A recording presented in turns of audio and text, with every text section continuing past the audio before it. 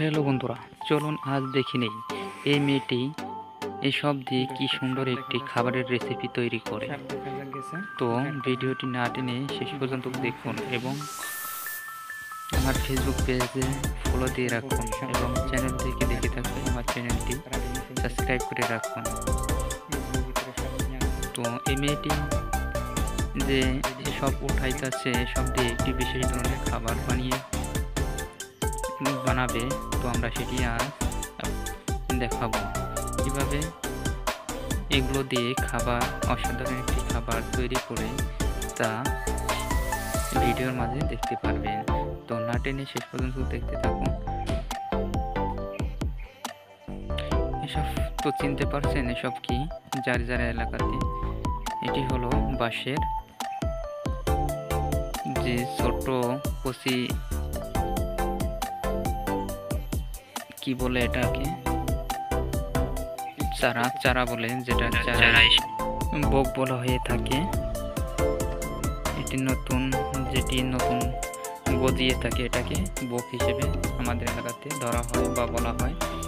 আপনাদের এলাকাতে কি হিসেবে বলা হয় সেটি আপনারাই ভালো জানেন, ভালো বুঝেন।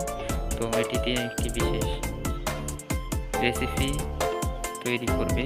তো শেষ পর্যন্ত দেখুন কীভাবে মেয়েটি অসাধারণ পরিশ্রম করে সেইগুলোকে সংগ্রহ করে বাগান থেকে এগুলোকে সংগ্রহ করে সে কাঁধে করে এগুলোকে সে তার রুম পর্যন্ত নিয়ে যাবে।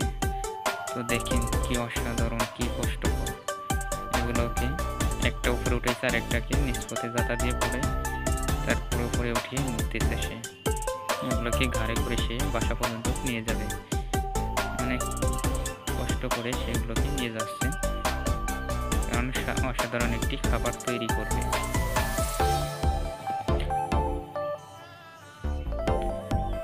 তো শেষ পর্যন্ত দেখুন কি খাবারটি তৈরি করে।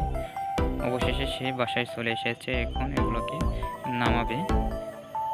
তাকে হেল্প করছে, নামিয়ে নিল। এসব অনেকগুলো নিয়ে চলে এসেছে।